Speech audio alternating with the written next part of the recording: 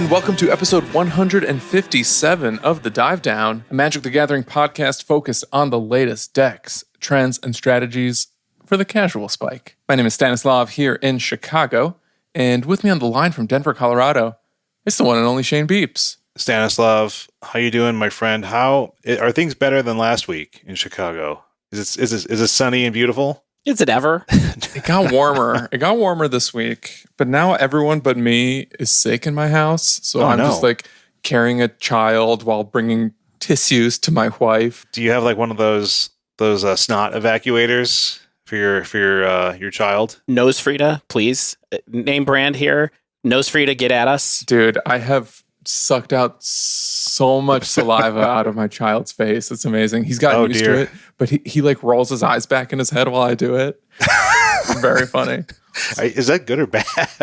He doesn't seem to mind. He's like seeing through the eternities in Dune or something. Also with us, the Godfather, Dave Harbarger. Hey, it's my birthday, everybody. Hey. Did you know that? 43 years young. Oh my this God. This week, this Monday. The elder statesman. I heard there's something special under the birthday tree for me this week, though, Stan. There sure is. Joining us just for you, Dave, all the way from beautiful, sunny, warm, metric system Canada, it's the very esteemed Dominic Harvey. Dom, hello. Hello. Thank you for having me. Happy birthday, Dave. Thanks so much. Dom, it's awesome to have you on. I don't know if warm is quite the descriptor I would use for Canada at the moment, but most of that is on point. We'll run with the rest of it. What part of Canada do you live in, if you don't mind me asking? So I'm in Toronto. I'm just on the East Coast. So we get some of that upper northeast US kind of weather, but taken to the extreme. Yeah, I recently heard Zach Manisymbol-Ryle announce on his podcast that he's temporarily leaving Toronto to go work on some cruise ships. Which, does this mean, Dom, you're now going to be the de facto best player in Toronto for the next 6 months? Best podcaster in Toronto, too, maybe. I'm trying to reclaim all of those titles here, yeah. Excellent. On this week's show, we're breaking down the most popular and most successful decks in Pioneer with the help of one of the format's strongest current competitors. That's what Dom is here for. It's definitely not Dave or Shane. Oh, really? Now, I do have a question, Stan. Not 3 weeks ago, we told people we were not going to do any coverage of Pioneer in any time coming up. What changed, Stan? What did you feel like? Why did we have this abrupt about face? On my birthday, no less. Yeah, exactly. First of all, I did leave open a back door when I said we may consider doing other formats in the event of certain events. And in this case, the Manatraders format of the month for their tournament series is Pioneer in January. So in light of the Pioneer qualifiers going on right now, we wanted to look at the format at large, maybe do a little bit of a crash course for anyone who's competing in this free and awesome tournament with one of our sponsors. How much longer do I have to qualify? Because based off of the games I played on Magic Online this week, I'm gonna go and win this whole thing. Because it felt great. I'm number one.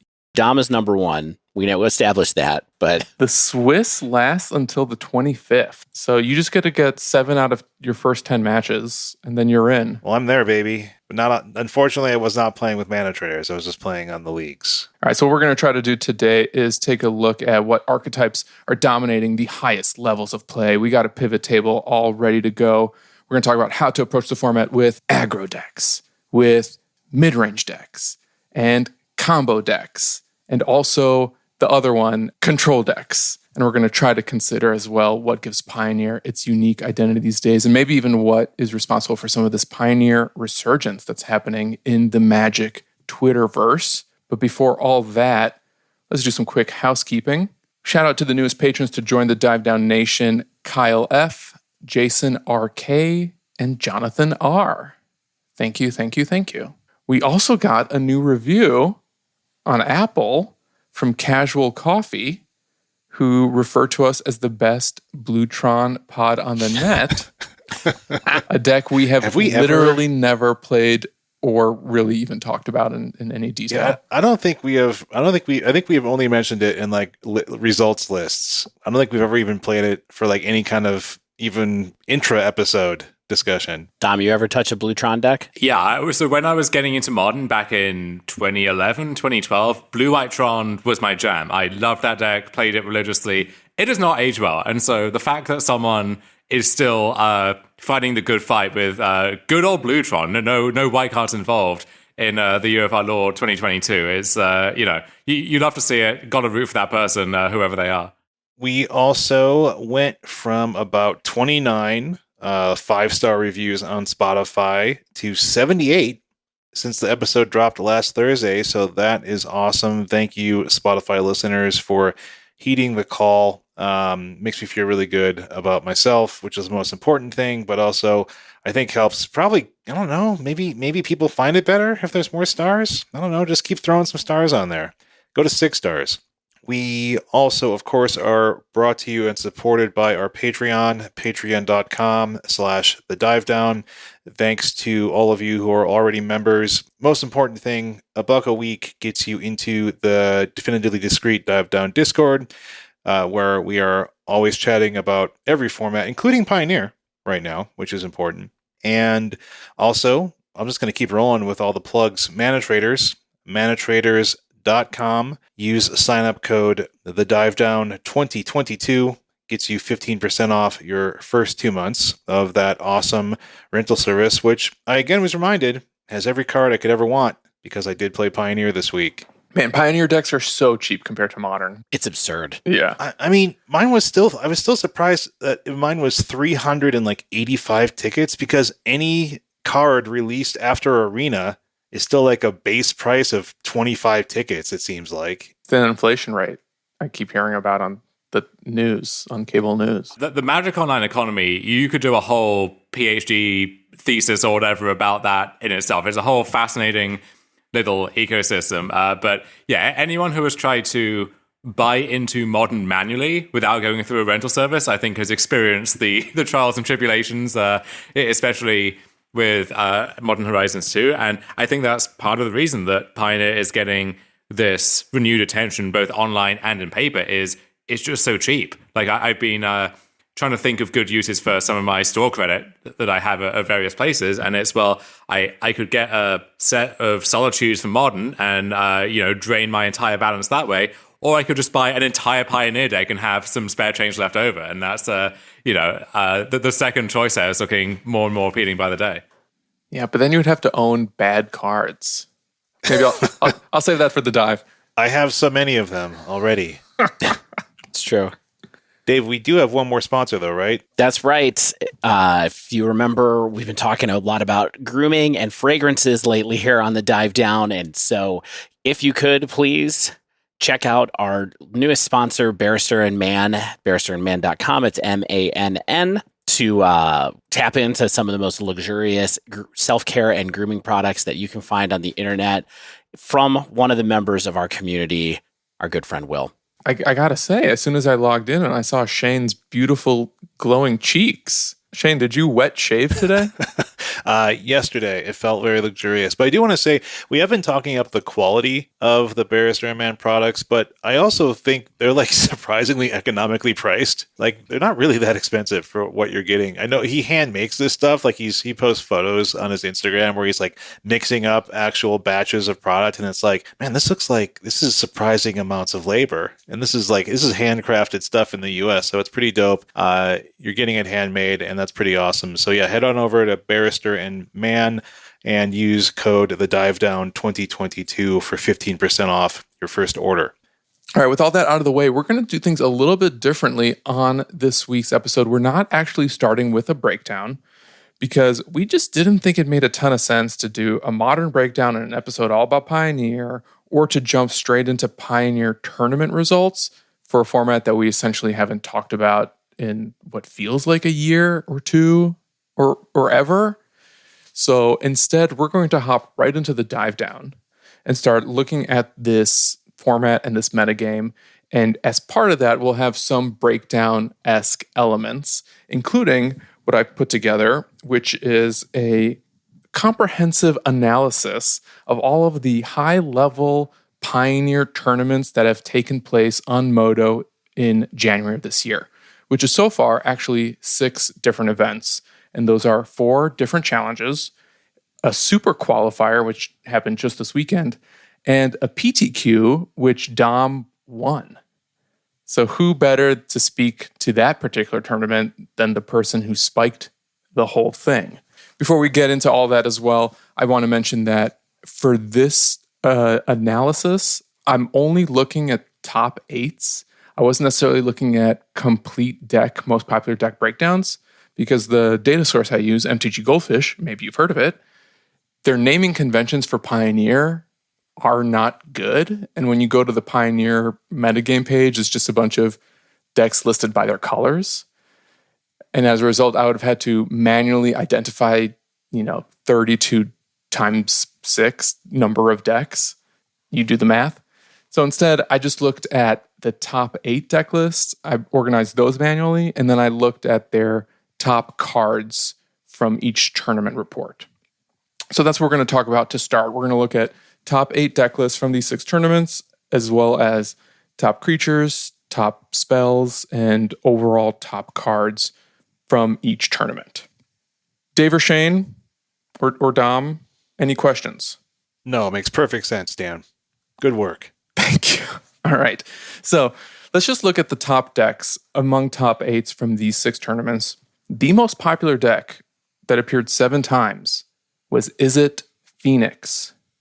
Remember Izzet Phoenix, guys? Every week we remember it. We issue some kind of remembrance about it. It had 7 copies. We're not going to go into too much details exactly about how this deck is built just yet. Just want to point out that this is arguably the most popular one. Dom, I have a question for you, though. Does that check out with your experiences playing within this format? Because you're playing Pioneer outside of just that one PTQ you won. You won a challenge last month. I think you're playing other tournaments beyond that. Is Phoenix the type of deck you absolutely have to be prepared for when you enter a tournament in this format? Yeah, I would say Phoenix is the go-to best deck. So the format has been actually evolving quite quickly over the past few weeks. So going back to when I won the PTQ 2 weeks ago now, that feels like an eternity ago. So much has changed since then. And then going back to before Pioneer was getting this renewed attention a few weeks ago, a few months ago, the one constant throughout all of that time is Izzet Phoenix is the consensus best deck and usually the most popular deck as well. And certainly if you're playing in any of the the Pioneer challenges on Magic Online, for example, you should expect to face Phoenix several times, and you need to beat it in order to win the tournament. So yeah, I would say that maybe you should just be playing Phoenix yourself. Really hard to go wrong with that. But if you're not, you need to have a good plan for that matchup. Yeah, I feel like when I see Izzet Phoenix doing so well in all these Pioneer events, I'm wondering why it's not the most popular format in the game. Because based on everything I've heard in the historic and the modern community, is that all we want to do is get Phoenixes back out of the graveyard. So I don't know what the heck's going on. Yeah, I know that when Aspiring Spike had that Jeskai Phoenix deck with Faithful Mending and so on, people really wanted that deck to be good, and it didn't quite stand the test of time, but I'm sure people will take any excuse to revisit that because people love that archetype, and maybe that's one of the arguments for Pioneer is if that's something you really enjoy doing, this is a format where you get to do that once more. Not only that, but you get to play Treasure Cruise in it. I will say, have to admit, I mentioned when Everett played that Jeskai Phoenix deck, I did run out and buy 4 Demi-Lich immediately afterwards, but that's a story for another episode of the show. Stan? How quickly did those Demi-Liches depreciate in value, Dave? As soon as you drove off the lot? It's not pretty. Yeah, it's down to 50% as soon as I took it off the lot. They were like, nobody wants to use Demi-Lich. We want a Hemi-Lich, Yeah, Shane, I think the reason why maybe Izzet Phoenix and Pioneer isn't quite as popular as on other formats is because I don't think putting Phoenixes in the graveyard is as fun in Pioneer as it is in formats that actually have Faithless Looting and Thought Scour. Charter Course and Lightning Axe don't hit quite the same. You know what? I feel like backtracking on what I just said a couple minutes ago, and as long as we're on the topic, let's just talk about these decks in a little bit more detail because, Dom, you're already saying stuff that makes me kind of interested, which is, A, why do you think Phoenix is the best deck, considering the makeup of the deck here is substantively different than the way it looks in Historic, and, arguably pretty different than it did back in the day in Modern when that was a Faithless Looting, Manamorphose, Thought Scour deck. Why do you think Phoenix has more legs in Pioneer, and how much of that has to do with the fact that we just get to play with Treasure Cruise as well? I do think you touch on something really important there, which is Phoenix in some form has been the best deck in Modern, the best deck in Historic, and the best deck in Pioneer. But all of those incarnations look a little bit different, and applying the same heuristics to each of them, I think, is going to maybe lead you in the wrong direction sometimes. So I think you have to take each of those versions for what it is. And the Pioneer version exists in this context where if you look at most of these Pioneer decks, they have some powerful things that they're doing, but there is a bit of a gap between their best draws and their average draws. So maybe they have one or two flagship cards which are so much better than the rest, or if you think about how these decks play out, there are certain cards that you're more scared of from the other side, but most of them don't really have the redundancy on those effects or good ways to filter through cards and tie the room together to enable those best draws more consistently, whereas Phoenix does. Phoenix is maybe the most consistent deck in the entire format at just doing the same thing basically in every game. And then also you have this subset of nut draws powered by Thing in the Ice, or sometimes if you're able to get multiple Phoenixes in the graveyard quickly, then you can get some really fast starts involving that. And so that gives you a fast draw that can compete with anything that's going on in the format, but then also you can assemble that draw more consistently because you have Consider and Opt and Expressive Iteration, crucially. That was the card that really helped power the deck and help it rise from the ashes again.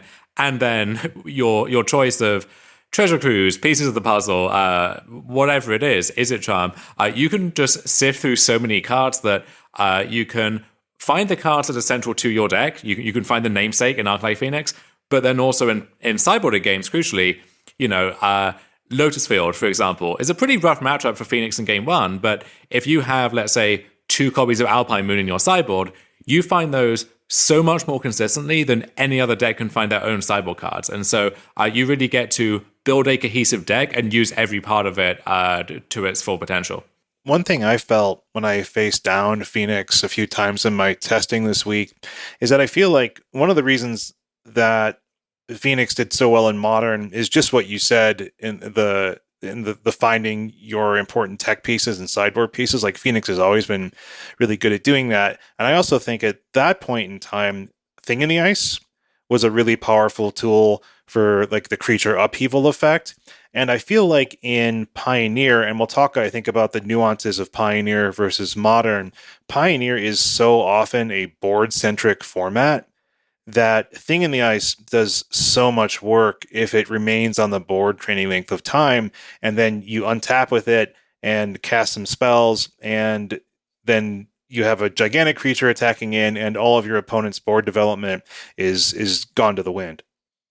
Yeah, definitely. And if you look at some of the most dominant blue decks across various constructed formats throughout history, one thing that a lot of them have in common is they have this cheap threat. Often it's a 2-drop, like Stoneforge Mystic would be a classic example, Jace Fringe Prodigy, something in that kind of space where you almost need to keep in removal that's otherwise bad against the rest of the deck just to respect that threat. And if they land that threat on turn 2, that warps the entire shape of the rest of the game around that card. And in my experience, trying a bunch of these various creature decks in Pioneer, you can actually slog through the removal in Izzet Phoenix a decent amount of the time, but just the card Thing in the Ice, if you can't interact with that card, then as soon as that flips, it's lights out, basically. And as you alluded to, and it's an astute observation, Pioneer is much more of a battlefield-centric format than some others have been, and that's part of why,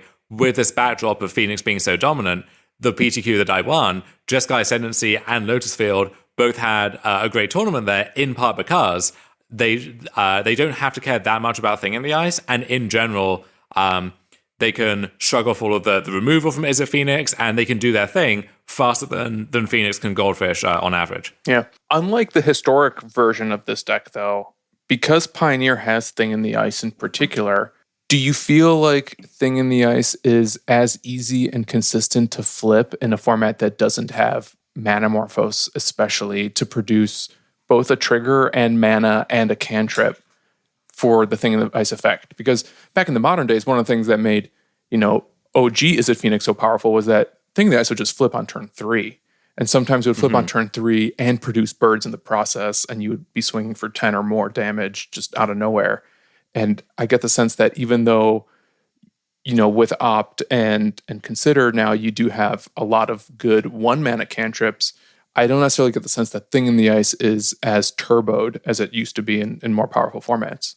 Certainly, and in Modern, you also had the Phyrexian mana cards like Surgical Extraction, Gutshot, Noxious Survival even, and so it was a very realistic prospect that if they played Thing in the Ice on turn 2, it was going to flip on turn 3.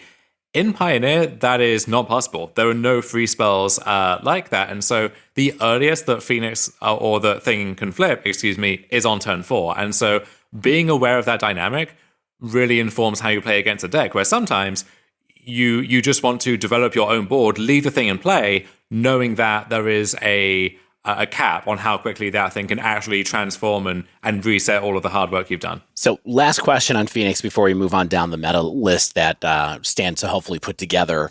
What is up, Dom, with the deck lists that play Temporal Trespass and no Treasure Cruise? Can you help me understand a little bit how someone could come to the conclusion that they don't want to play Treasure Cruise? Yeah, so this is a really fascinating development from the brain of one Daniel Gertschel, aka Goldercat, who you will see all over these MTG Goldfish results for Pioneer and also for other formats as well. And I think this came from the realization that when your deck already has 8 of Consider plus Opt, you have Iteration, you have pieces of the puzzle in Daniel's list, some lists have Charter Course and so on. You have so many ways of sifting through cards and having cards replace themselves that there are pretty severe diminishing returns on those effects. And what you don't want to be doing is you have a bunch of mana and you spend it all just turning cards into more cards, but you don't actually get anywhere because if you're bringing back Phoenixes in the process, then that does get you it does get you somewhere. But you want to be developing your own game plan at the same time.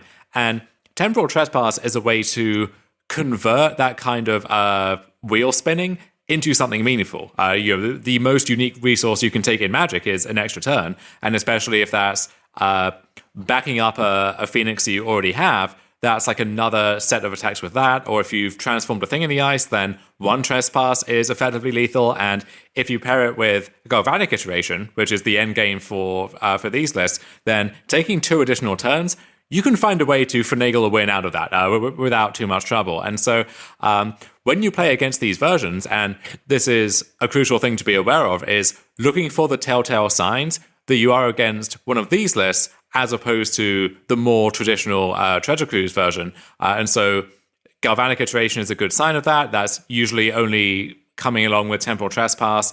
Other cards like Stern Dismissal, which you don't often see in the classic list, and there are some mana-based differences as well usually. When you play against this version, there's this looming sense of dread whenever they have a bunch of cards in their graveyard and open mana, because you could almost shrug off a Treasure Cruise. They have 5 cards in hand. What's 3 more at that point? Whereas if they have Trespass, well, suddenly they can just do whatever they want, and you're sat there just, tapping your thumbs, twiddling your thumbs, just hoping that you get to untap again, which is not always a guarantee. That's so funny. I mean, it's funny, you think about Pioneer as being, and we'll talk about it much more overall, but we talk about Pioneer as being a less lower power format, right? But one of the best things you can do in this format, and one of the best decks is fork a Time Walk, I think is pretty funny. Right. And so in the context of recent standard formats, you have a Galvanic Iteration with Aaron's Epiphany being like a defining interaction there. And people have tried that exact combo in Historic and also Pioneer as well. And it turns out that just replicating that in the context of the existing best deck is actually the best way to harness that idea. But it is an interesting sign that Treasure Cruise almost feels replaceable in the Phoenix deck. It's a sign of how far things have come, because when Pioneer was first announced, I think almost everyone's immediate response was, well, Treasure Cruise and Dig Through Time are going to be 2 of the best cards in this new format. And it was a good case study in how much worse do those cards become when the format is less efficient on the whole, and when you don't have fetch lands, crucially, just adding at least 1, often more, cards to your graveyard for free over the course of the average game. And it turned out those cards are still pretty good. We saw Inverter, where Dig Through Time really was the backbone of that deck, and almost a combo piece, weirdly, at the same time. And then Treasure Cruise in both Phoenix and Jeskai Ascendancy, which I'm sure we'll come on to. That's really one of the flagship cards of those decks. But Phoenix has almost evolved to the point where it doesn't even need that card anymore. And so if we woke up tomorrow and Treasure Cruise is banned, I think Phoenix would still be the best deck. And I think the Trespass list maybe is the best version of the best deck. And so I don't know if much will change, honestly. Well, speaking of Jeskai Ascendancy, that is the next deck on the list that Stan put together. Stan, you want to talk a little bit about this deck? What's in it? I mean, Shane, you remember playing cons with Jeskai Ascendancy when people broke that. It's always been kind of a looming threat in Modern, sort of. It's not really powerful enough for Modern, but there's always people who are like, maybe there's like a non-interactive combo that we can do with Jeskai Ascendancy, but here it is in Pioneer, and suddenly it's kind of the second most popular deck right now. Yeah, this deck, weirdly, is not playing a goblin token making spell, though. Yeah. It's not... You mean like in Standard? Yeah, this is not the Jeskai Ascendancy decks of KTK Standard, unfortunately. Yeah. Stoke the Flames is the card that I was always looking for. Where's my Stoke the Flames? Don't need it. Yeah, that was a much more wholesome form of Magic. Cast my Halting Outburst and then cast a Stoke the Flames for free, untap my goblins, do it again. That felt quite satisfying in a way that this deck actually does not sometimes, where this is a much more... It's not deterministic, strictly speaking, but usually once you're going off, you can stitch it together from there. With the Ascendancy decks in Standard, it was much more of, well, I actually have to do the math here and work out how much damage I can assemble over the course of a turn. But then also you did have the strict combo version of that deck with like Retraction Helix and Briber's Purse, I think was the card. And this is a much cleaner version of that, I guess you would say. Yeah, so what's this deck actually trying to do? So the basic concept here is you have Jeskai Ascendancy. So this is a blue, white, red enchantment. And whenever you cast a non-creature spell, you can draw a card and then discard a card. And then crucially, you can also untap all of your creatures and they get +1/+1 until end of turn. And you can either use this with mana creatures, like Sylvan Caryatid is the main one here, or Paradise Druid in some lists. I had Feyburrow Elder in my PTQ list, which is maybe like the 35th best card from Throne of Eldraine, but kind of pairs really nicely with the Ascendancy because you have 4 colors of mana when you have both of those in play, and so you really get to just chain spells together. But when you have Ascendancy and a mana producer, you can chain together these cantrips, like Consider, Arc, Treasure Cruise, tear through your deck. If you have either multiple Ascendancies or multiple mana creatures, you're netting mana in the process, and so when you're going up on mana and you have this amazing card selection at the same time, then you just tear through your deck and it's almost guaranteed that you can put a win together. But the real 1-2 punch here, the splinter twin of this deck, if you will, is Sylvan Awakening. So this is a 2 and a green sorcery from Dominaria, which turns all of your lands into indestructible, hasty 2/2s with reach, don't forget about that, until your next turn. And so let's say you have 4 lands in play. A common sequence is you cast Ascendancy on turn 3. On turn 4, you cast Sylvan Awakening. You animate your 4 lands. You cast a 1-drop, which triggers Ascendancy. That untaps your lands. And now each spell you play is generating 3 or more mana. And then once you have all of your lands growing to 3/3s and then 4/4s and 5/5s, that becomes lethal pretty quickly. You can just go to combat and attack, and you don't actually need to chain too many spells together to get across the finish line there. I have so many questions about this deck in particular. For one, this is the deck you piloted for your PTQ win. Is this what you also won the challenge with a month ago? No, that was with the Jund Bolas Citadel Sacrifice deck with Collected Company and Mayhem Devil, Woe Strider, that kind of thing. We'll touch on that one in passing. I have a real soft spot for that deck. But the story with Ascendancy is actually pretty interesting because this was another interaction which in those very early days of Pioneer, people highlighted as a possibility, never really came together. I think it was mostly overshadowed by other more powerful things, and then it would also get caught in the crossfire from some of the stuff that was attacking those. But after that big reset last year, the big round of bans, and we had to kind of rediscover the format from scratch, this was something which keen observers of the format realized might be good again. And the crucial thing there was they were approaching this as there's not really a good Omnath deck at the moment. So what if we play just an Omnath deck with a bunch of treasure cruises and expressive iterations and so on? And once we're doing that, this just becomes a nice, convenient way to actually win the game that also dodges a lot of the common interaction in the format. And the crucial step that I took in reimagining the deck for my PTQ win was realizing that kind of fair game plan of just ramping into Omnath wasn't actually that good in the format at large at the moment without the proper support. And what I wanted to be instead was just this dedicated combo deck, 4 Sylvan Awakening, a bunch of cheap cantrips, cheap interaction. Once you count Omnath, then your mana base improves because you don't need to play Fable Passage, and you also don't need to play Growth Spiral, which is hard to cast in your deck, which is fairly light on lands. And it's 2 mana, which is a lot worse than 1 for the sake of Jeskai Ascendancy. And so once you remove that one block, well, then that leads to this cascade of other changes in the deck that end up in it being this much more just sleek and robust combo deck. You don't have this backup plan, at least in the main decks. You are more one-dimensional, but on the other hand, you're more focused because you're more one-dimensional. And so that's the trade-off you're making there. Playing against this deck a couple times, one of the things that really struck me was that frequently the deck, especially in game 1, will just tap out for Jeskai Ascendancy because it's so important to your combo and how you win, especially if you're not playing Omnath, that on turn 3 you kind of play, like part 1 of the combo.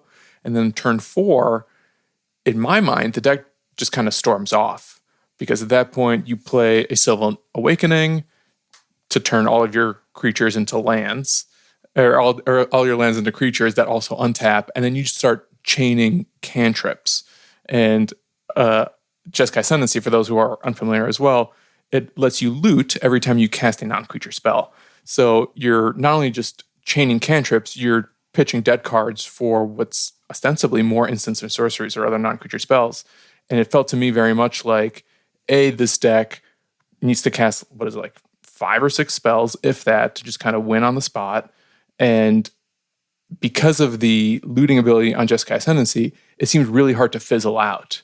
And is that kind of the nature of the deck, especially when you've executed the pilot or the combo? Is it pretty much deterministic every time, or can it actually fizzle out if you don't actually have enough cantrips or other non-creature spells in your hand to go off, so to speak? That can depend on exactly how you're going off. If you start the combo turn with the Sylvan Awakening, you only need a few more spells from there, sometimes just 1 or 2 more spells from there, and at that point, it's pretty hard to fizzle. What can happen sometimes is you don't have the Awakening yet, and you're frantically digging for it, and so you're having to cycle through a bunch of these spells, and depending on what your setup is like, do you have at least 1 Sylvan Caryatid or Paradise Druid? You might be running out of mana as well, so there's a lot of balls that you have to juggle and keep in the air at the same time in those situations. One aspect of that actually is this is a Gigantha deck. I'm sure we'll come on to the role of companions in the format at large a little bit later on. But when you have a Lurrus deck or a Yorion deck, those being by far the most common two, you're excited to have those as your companion, and maybe you make some card choices as a nod to those. With Gigantha, there are a lot of Gigantha decks where you play it because, well, why not, right? Like, it doesn't really clash with anything in my deck, and so I have this theoretical free card, but you're not that excited about it. In this deck, this is maybe the first deck I played where you are really excited about Gigantha, because sometimes you just cast it as a 5/5, and that helps to either win the game or to buy you enough time. And then, in conjunction with Ascendancy, this is a really, really big Sylvan Caryatid, in a sense. That this is a mana creature that you can develop with enough time.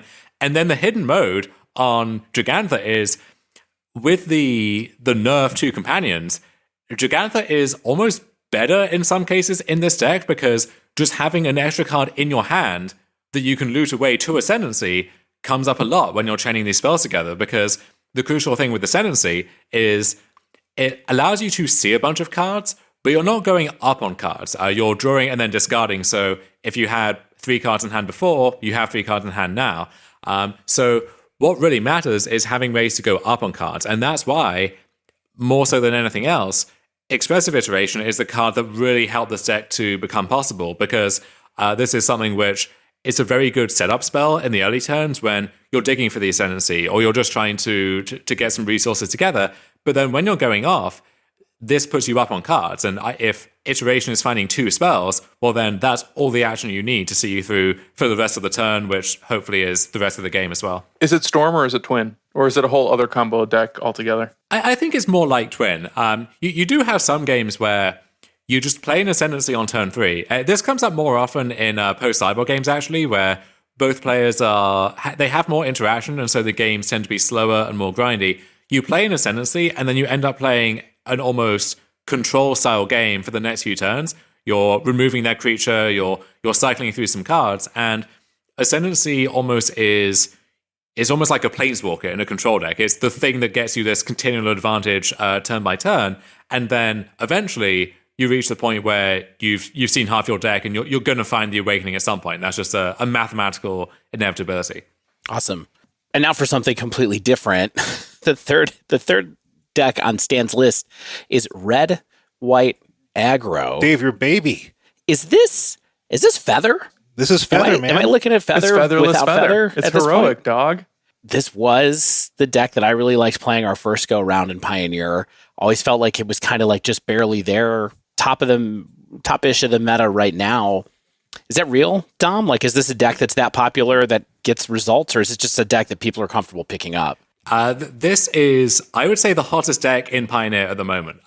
So we had the Pioneer qualifier just this past weekend, where it was either a heroic mirror in the finals, or there were that was the previous challenge, but there were several heroic decks also in this top 8, and then looking down the top 16, top 32, this was one of the most popular decks, and it's a good illustration of how fast things can change in Pioneer and the information cascades that are possible, where this deck was nowhere to be seen as of 2 or 3 weeks ago, and then after it had this breakout finish, well, then people picked it up for the next tournament, did very well there, and then that just kept compounding on itself to the point now where this is, maybe more so than Phoenix actually, this is a litmus test for a deck that you really need to have a good plan against. And I'll call this heroic because that's how I look back on it from my time in Khans of Tarkir and so on. Same, yeah. Heroic, prowess, whatever you call it. You actually have the new Legionnaire now from War of the Spark, which is like a fake heroic card. Doesn't have the word on it, but it's the same kind of play pattern there. But this deck is so good at punishing any kind of inefficiency in deck building, or if you stumble in the game, then you can just be dead before you know it. And so you get a lot of free wins with this deck, and it's kind of terrifying to face it down, where they untap with a creature or two and a few cards in hand, and you don't know, am I just going to die this turn? Even if I have a removal spell, is one removal spell going to be good enough? That's not a sure thing. They have ways to fight through that too. So yeah, a really scary deck, really fast, consistent deck. And the one thing which I think moved the needle there is this very innocuous common from Crimson Vow, and that's Ancestral Anger. So this is red for a sorcery. Target creature you control gets trample and +X/+0 until end of turn, where X is 1, so it always counts itself, and then the number of copies of this card in your graveyard, and then you draw a card. So one issue with the heroic decks in the past has always been, well, you can get some triggers stacked up, but then you're kind of out of cards, and then you need ways to keep the action flowing. So any 1 mana trick that replaces itself automatically gets an audition for the deck, and you see Defiant Strike actually in these lists as well.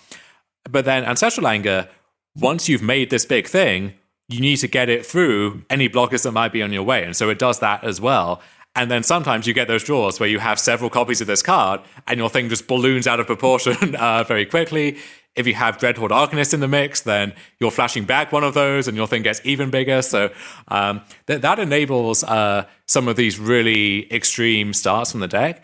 And so when you look over the spoiler for Crimson Vow, this isn't a card that jumps out at you, right? It feels like this is a pretty weak set on the whole, and this card is not going to be a part of its impact on Constructed. And yet, it's a good example of how you really can't take any of that for granted, because this one common tucked away in the spoiler can really be a big game changer. Yeah, I definitely have Google News alerts set up for single red cards that say draw a card on them. Every time it pops up, I'm looking at Warlord's Fury, Crash Through. When this card popped up, there were some people in the Slack and me. So I play a lot of Prowess in Modern, or to have historically. And so I was even like, this card might be able to get there in Modern because it's got the adds more power and it's draw a card. It didn't really get there in Modern. The other card, I forget the name of the card that does light up the stage, without having to do damage. That's the one that's gotten some play in Modern. But I'm super excited to see this make an impact here in Pioneer for sure. This looks like it's just a deck that is awesome at having Lurrus as its backup plan too, right? And so this is the first deck we've seen with Lurrus in Pioneer yet. I'm sure it's not the only one, but right now maybe it's the most popular one at the moment. Yeah, you saw this also with the Auras decks, both black, white, and blue, white that had Lurrus as well, where the entire premise of your deck is, I'm going to get some cheap creatures into play and load them up and make them massive. If you don't have the removal spell, then you're going to die pretty quick. If you do, you have to use it on my cheap creature, and that opens the door for Lurrus potentially to go uncontested and then just bring all of that stuff back and make you deal with this second wave again. So yeah, Lurrus goes very nicely in these decks. We had this feint out of sorts last year with Strixhaven, where I actually thought that set was going to be a big deal for this archetype. You had a bunch of these Magecraft cards, right? Yeah. And some cheap spells to go with them, and then some other cards trickling in from other sets. So there's Homestead Courage and Angel Fire Ignition from Innistrad, these flashback tricks which can help to address that issue I mentioned before. Neither of those really made a mark, but Ancestral Anger turned out to be just what the doctor ordered here. Awesome. Definitely I'm going to go back and try this one in the queues, but you know me, I love to cast Monastery Swift Spear. Is this the closest example in Pioneer to a tempo deck that relies heavily on basically one-drop threats and surround them with protection spells? It doesn't really run a lot of removal, at least not in the main deck. But it runs Reckless Rage, which is a very good removal spell in Pioneer and has been the whole time and has always been a part of this particular deck. I'm looking at things like Gird for Battle and God's Willing as a way to kind of make your creatures survive direct damage or just any kind of spot removal. Yeah. That was one of the things I was really looking for in the format as I was trying to figure out what to play myself, is I want something with cheap threats that I protect. What's the closest I can get to Murktide in Modern, but in Pioneer? And especially after playing against Boros Heroic, I just felt like these favored hoplites are doing a ton of work. They always have been. Astronaut Beam. It's interesting to me, Stan, when you look at a deck like this versus a deck like Spirits, they're trying to do sort of the same thing in different ways, right? Which is grow the board, protect things via either protection spells or just growing out of the reach of removal. And Spirits has something, Spirits has kind of the Mausoleum Wanderer, and they also just growing really large with Lords and things like that, and counter magic. The question I have for you, Dom, as someone with more experience in this format, is what would make one pick a deck like this over the myriad of other decks that we're about to talk about that do ostensibly the same thing, which is play to the board, try to be aggressive, maybe go wide with a large number of creatures that are growing pretty big, and then winning that way? What does this particular deck, do you think, offer that similar ones do not? Or is it just kind of this is the choice that makes sense to me right now, or I just like the way this deck plays, and there's not really a big strategic reason to play it? So I think you saw the format take this quite hard, aggressive turn, in part to punish the combo deck. So I would say the story of this year is, before the PTQ that I won, the most recent set of Pioneer Challenge results were dominated by the John Fu deck, which almost feels like a dinosaur at this point. But that deck was really having this stranglehold over the format, and that constrained a lot of what was possible in terms of any of these small creature decks that's exactly the kind of thing that John would have as its food, right? It would chew them up and spit them out. And so when Food and Phoenix are two of the best decks, then a pure combo deck, whether it's Ascendancy or Lotus Field, is perfectly primed to exploit that. And so in that BTQ, you saw two Ascendancy decks and like several Lotus Field decks towards the top of the standings there. And the format immediately had this backlash against that. So these aggressive red decks popped up to punish those. And so this Heroic deck, this is also a fast aggressive deck that can punish the combo decks and race them on their own terms. But then also, it's kind of good against everyone else hoping to do the same thing. Where if you're facing these red aggro decks that are trying to use damage-based removal in order to answer your threats, then the Heroic deck is very good at punching through that because all of your tricks effectively nullify that kind of removal. And then your creatures get so big that they can't really beat them with their own creatures either. Versus, if the format was in a place where cards like Fatal Push were very popular, or like Exile-based removal, or Sweepers at large, then that would punish the Heroic decks. And that might be the next step in the format, is people going back to these black-based mid-range decks, or some of the control decks, perhaps. But for that situation that the format found itself in, a deck like this was perfectly placed to exploit that, on top of just being, a deck which has always been a little bit underexplored, and then got this nice buff from these new cards. Let's move on. A couple more decks are actually in the same bracket as Boros Heroic, with 5 copies of a piece that's mono red aggro and Lotus Field. We've mentioned Lotus Field a couple times, and people who are familiar with Pioneer probably remember Lotus Field from the format's earliest days. In some ways, it was responsible for, arguably the initial decline in Pioneer interest when combo decks were just the best deck in the format. Is Lotus Field still a scourge? It seems like it's still good. It was one of the Pioneer Challenger decks. It doesn't have access to Underworld Breach anymore. I'm trying to remember if anything else was banned from it other than Underworld Breach, or if that was the main one. It's a big thing to get banned. Isn't that enough for you, Stan? It's a very curious tale here, because when you think back to that round of bans that effectively tried to remove combo wholesale from the format, so they took out Inverter of Truths.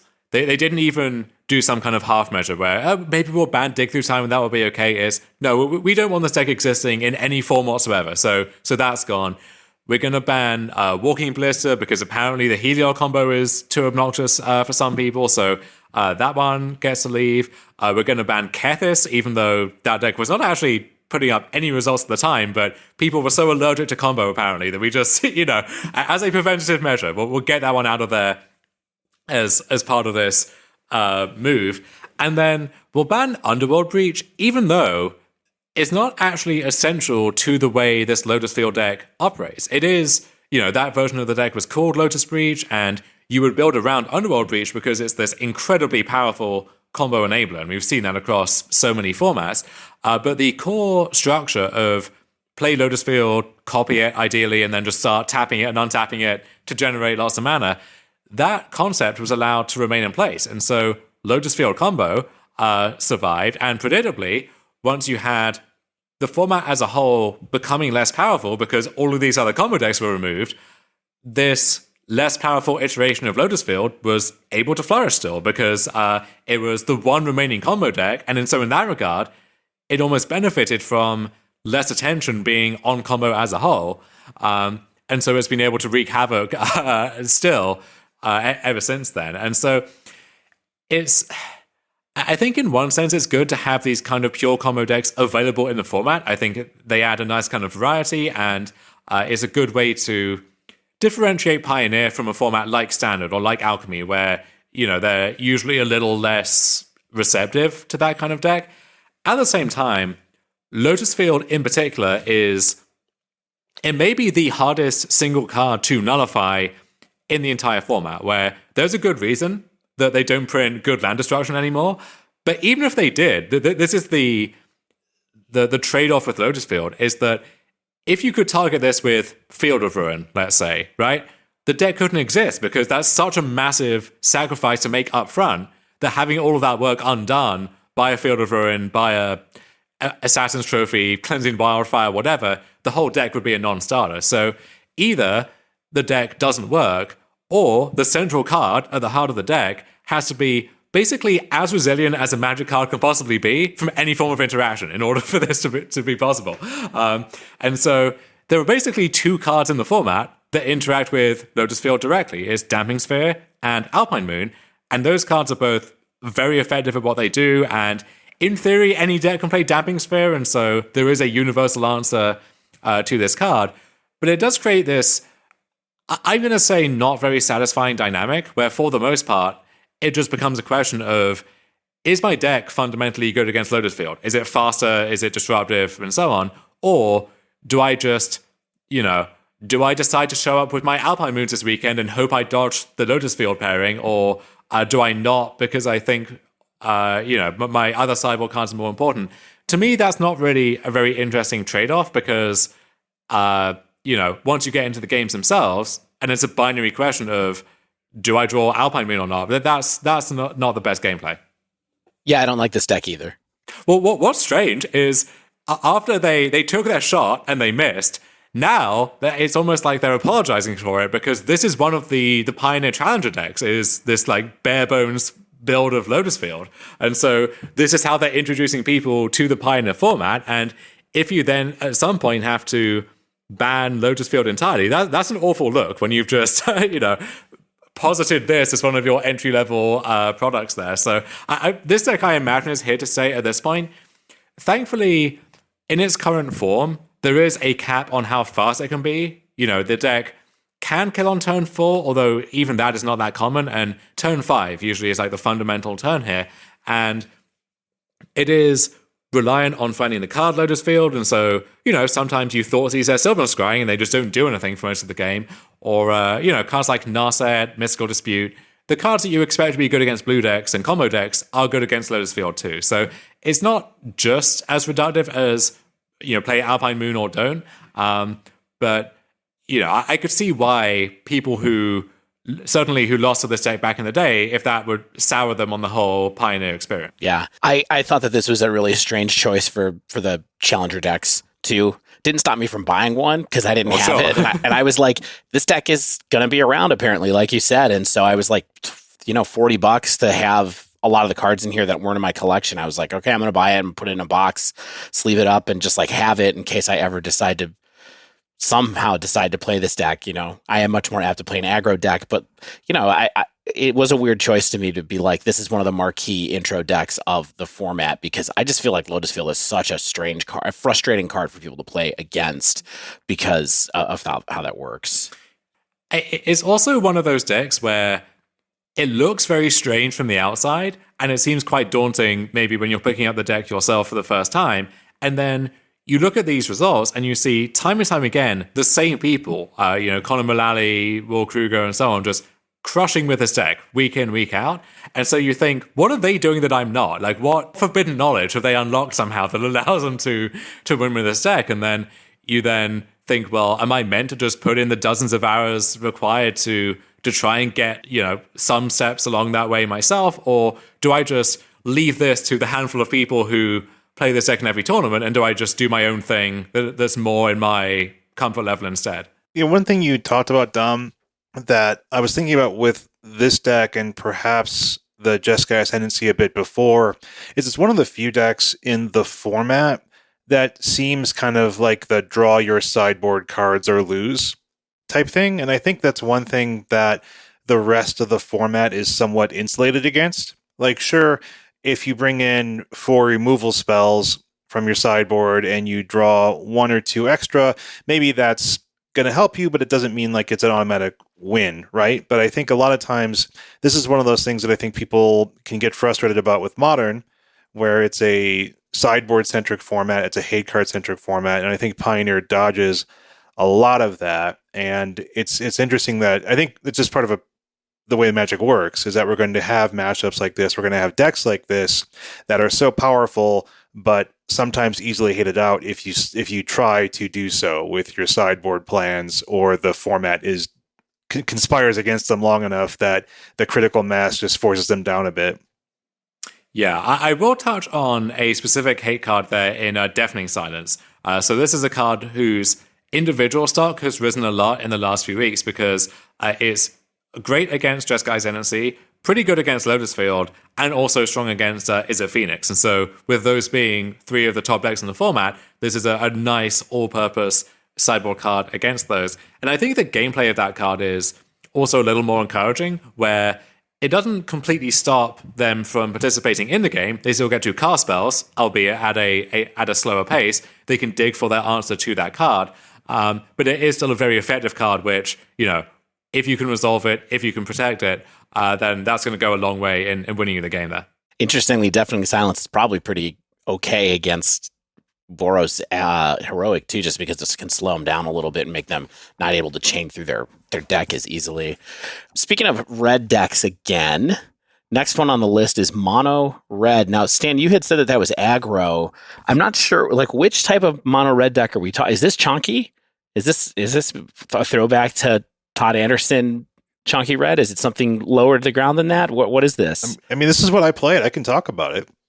Okay. Yeah, I mean, red is not aggro. I mean, it has aggressive tendencies, but it's definitely a deck that plays for Chandra, Torch of Defiance, is not an aggro deck necessarily. And so it basically does play a lot like the old Chonk-ish decks of yore. It tops out at Torbran and Chandra. It's not doing the Glorybringer thing any longer. And what I think it's leaning a little bit harder on than it was in the past is one, Den of the Bugbear, which is just a great creature land, of course, and it still gets to play Ramunap Ruins, which still does the same job as always. I think there's some new pieces that are making it different/better, and it has more of a taxing element than it used to, with Cemetery Gatekeeper adding to the 2-drop that provides a triggered damage ability by exiling a card from a graveyard, and then anytime the opponent plays, or you plays a card of that type, then it does 2 damage to you. It also typically runs 3 to 4 Rampaging Ferocidon. For this creature-centric format, it's doing a lot of pinging type damage, especially when you have a Torbran on the board. It does extra damage from any of these triggers, which is really nice. And so, when your red deck doesn't run Monastery Swiftspear, you really can't call it an aggressive red deck. It's also leaning a little bit on the newer Play with Fire, which is just a nice little shock effect with a potential scry advantage, which is nice at instant speed. And so it just sort of, it plays out much like it did in the past, which is a little bit of an aggression, a little bit of interaction, some taxing effects that really do add up against the opponent, and the ability to take over the game slowly with just sort of the value of Bone Crusher, sweeping the board with Chain Whirler, and then Chandra, every time she comes down, she's doing something great. Yeah, it's an interesting list. Shane, just because we haven't talked, I'll go through the deck list a little bit here just in concept. 26 creatures in this deck, and like Shane said, not super aggro. It's got one set of 1-drops in Soulscar Mage, a bunch of 2-drops between Cemetery Gatekeeper and Eidolon of the Great Revel. You got your 3s, which are Bone Crusher Giant, Goblin Chain Whirler, Rampaging Ferocidon, and then Torbran. At first, it looks like you don't have a lot of interaction because there's only 5 spells, right? There's 4 Play with Fire and 1 Lightning Strike in the list that I'm looking at anyway. I don't know what exactly list you were playing, that's pretty typical. But you got Bone Crusher Giant, so that's 4 more spells. You have Goblin Chain Whirler, that's a little bit of interaction with the sweep effect. And then, of course, you have Chandra that can hit a target for 4, a creature for 4, that is. And so you do have a lot more interaction than it looks like when you just look at the deck list of a ton of creatures. You have a bunch of shocks in your Cemetery Gatekeeper and your Eidolon of the Great Rebels. Do you know what I mean? That's 8 extra shocks you got right there, my friend, and potentially more. So you're saying this isn't an aggro deck. What's your fastest clock? Can this... So if you're goldfishing, you're winning turn 5, 6? I mean, it's not really a goldfish deck because it's so reliant on what your opponent's doing, right? Where it's like, yeah, I play an Eidolon of the Great Revel and it's swinging for 2, but as we all know, that's not what Eidolon of the Great Revel does, right? Like it swings for 2 by your opponent casting spells. And then Cemetery Gatekeeper swings for 2 by your opponent casting a spell that matches the card type you exiled. The first strike comes in advantageous with Gatekeeper, the first strike comes in advantageous with Chain Whirler. And so it's just kind of it's good at going slightly above what the rest of the format does with some of the smaller aggro decks, but it sort of still exists in that bad area where, like you said, Stan, is the clock is not great. And it definitely doesn't have the clock, like Dom was talking about, of the hyper-aggressive sort of heroic style deck. And so it exists in this potentially uncanny valley where it's not going to do enough at any point, but because it can have really well-statted creatures, it can get a lot of value off Chandra, it has good game and good sideboard against control decks and against aggro decks. It's sort of just like a mid-range deck in Pioneer. And Dom, you probably have some more thoughts about this in terms of its placement in the metagame and if people should actually be playing this deck or not. Yeah, and when you talk about mono red, you have this whole spectrum from Chonky Red, if you want to go with that term at the top end, all the way down to you can build this very low to the ground aggressive red deck if you want to. We also have dedicated burn decks that exist kind of perpendicular to all of that, which were doing really well in the prelims, and then I think one of them showed up in the PTQ as well. And so when you talk about the red deck in Pioneer, well, that can mean so many different things. And to me, that's part of the appeal of the format is whatever your preferred deck style is, you have a few options for that. And then within those options, there's a lot of customization and room for innovation and kind of rethinking your basic assumptions there. And so, yeah, this chunky red deck, it's not as fast as maybe a more low to the ground red deck, but I think it is a more solid deck in the sense of just all your cards are really good, all of them hit hard. When you get into some kind of top deck war and your opponent is still at a high life total, well, your top decks are actually pretty good. They're good threats that demand answers by themselves. Chandra, Torbrand, perfect top end card to this deck. And then Den of the Bugbear, I think, is a real game changer for basically any red deck in Pioneer, where so often against these decks, from the other side, you have this experience of, okay, I've dealt with the first wave. I've removed their threat. I've removed this other thing, and I've just about stabilized, but I'm at kind of a precarious life total, and Den of the Bugbear is there just like daring you to tap low at any point and take the shields down for removal because it's going to crunch in for 4 damage, leave something behind that can deal more damage in the future, and it just makes it so easy for them to keep applying pressure even in the face of interaction. Is this the best version of Den of the Bugbear in Pioneer? Because we also saw it appear in the heroic deck, and I wonder if this is just a little bit more suited to actually treat that as a more consistent threat because it's so much more interactive to the board. Yeah, I think it is better in a deck like this than it is in heroic, where you can get away with a copy in the mana base, and so you do it, but it's not ideal in terms of how it contributes to the deck's game plan, whereas here, it feels very cohesive in that sense. And in terms of these decks in the format at large, if you expect a ton of combo, as was the case a week or two ago, then maybe you want to be either the burn deck, where you can play Eidolon and Cemetery Gatekeeper, and then you even see Scabclan Berserker in some of these sideboards too, so you can play effectively a dozen Eidolons if you really want to go hard on that angle.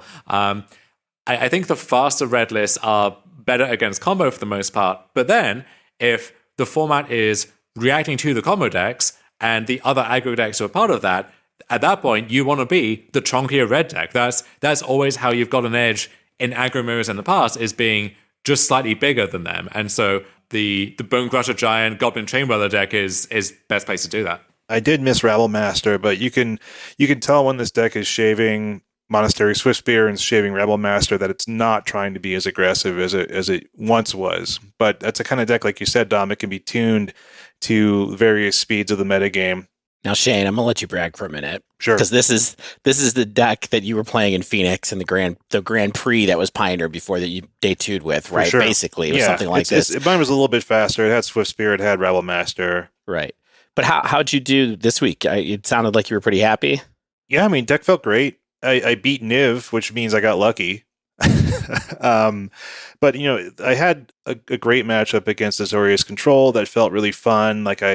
Just like at Phoenix, where it was like, playing the control decks, figuring out how to maneuver around what they're trying to do, and it felt that made me feel really happy about Pioneer again, is being able to play a matchup like that and kind of have that back and forth and have the opportunities to be like, okay, if I play that now, then maybe they'll tap out to do that, and then that lets me get my Scab Clan Berserker in, and it gets that 2 extra points of damage in, and then I can untap with my Den of the Bugbear. That's the kind of stuff that, if you really like that kind of matchup, that I don't think you get that quite as often in Modern, or maybe not on turn 11 as often, but I really did like that aspect of the game. And playing around sweepers again, which you don't do as often in Modern anymore, because even the control decks aren't running sweepers. But so, Stan, we're making our way through your meta table here. I would say I think we have 3 more decks to look at that are kind of like the top of the meta game. Which one would you like to talk about next? This metagame, it included 48 different copies of decks. So, 7 of those 48 were Phoenix and so on and so forth. So let's just focus on the ones that had multiple copies.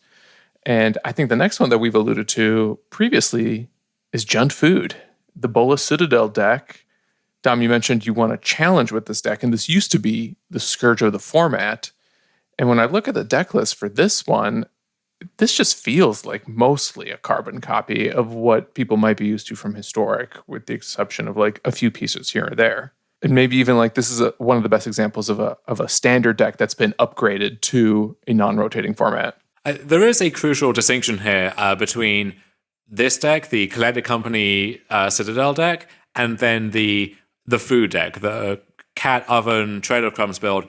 That second one, the food deck, that's the one that really was format defining over the past few weeks. And the Citadel deck it's more of a pet project. I think it's a more powerful deck in the abstract, and I have a ton of fun playing it, and I've had some success with it. But by and large, if your opponent leads on Gilded Goose, you should expect to see Trail of Crumbs and Cat Oven as opposed to any of this other stuff.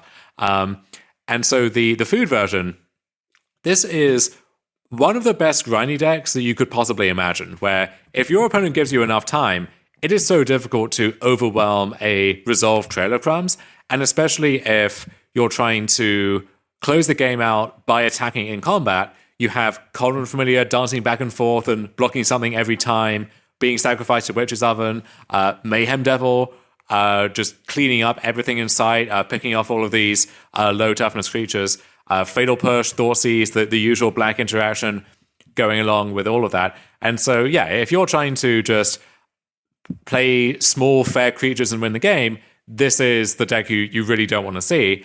But then, because it's fundamentally kind of slow and clunky, then it is exploitable by the Jeskai Ascendancies and the Lotus Fields of the world. Meanwhile, the Citadel deck has its own inconsistencies for sure, but if you're trying to just race them and just go over the top and do something powerful, there's very little in any format that goes over the top or is more powerful than Bolas Citadel. And in Pioneer, if you've seen this version in Standard, you've seen it in Historic, the big addition here is actually Catacomb Sifter, this kind of innocuous card that isn't in Historic, but is within that kind of age gap where it is in Pioneer. And so this card it's 1 black-green for a 2/3. When it enters the battlefield, you get a 1/1 Eldrazi Scion, which can sacrifice itself for a colorless mana on demand. And whenever a creature you control dies, you get to scry 1.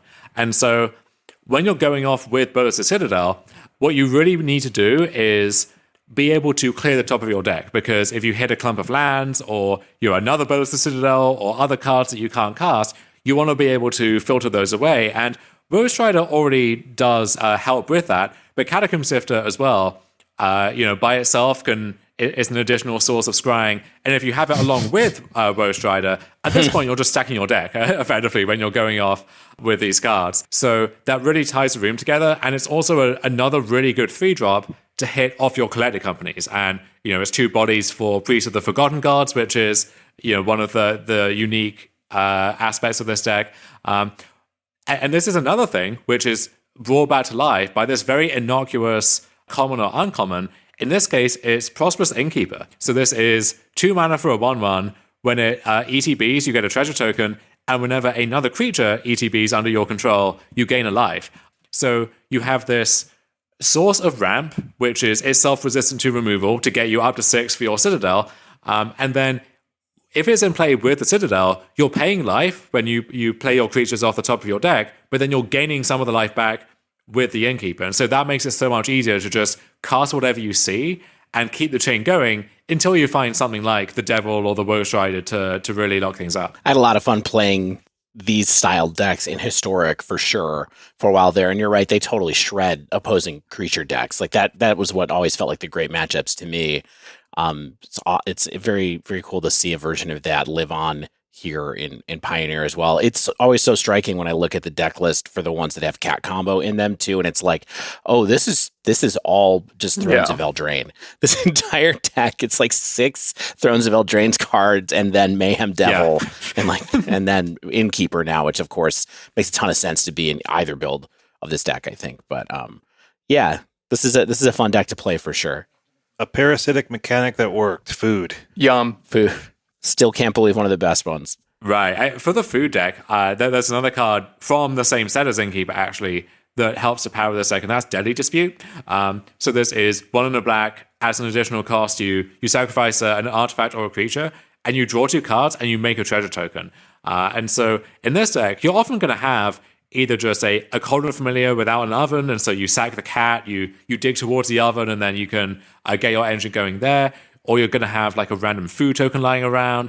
If you have Trail of Crumbs, a pretty common line is turn 2 Trail, and then turn 3 Deadly Dispute, sack the food token from Trail, that then triggers the Trail, so you can pay there and dig, and then you're drawing 2 cards, and then getting a treasure token, and so you just have this abundance of resources at that point. And so this is a really nice card that just helps to tie the room together so nicely.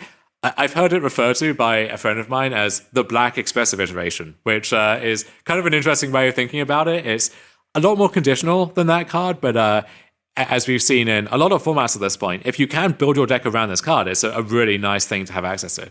Yeah. I mean, I know that card is like fundamentally changed Pauper in a lot of ways too. And it's interesting to see something like, I mean, essentially the card's Village Rights, right? But it has more restrictions. But the fact that it makes a treasure token instead of just giving you mana and costing 1 less is a really interesting dynamic that lets you do a lot more stuff with it. Yeah, it does effectively cost 1 mana in longer games because you're paying 2 up front and then you're getting 1 back from the treasure token.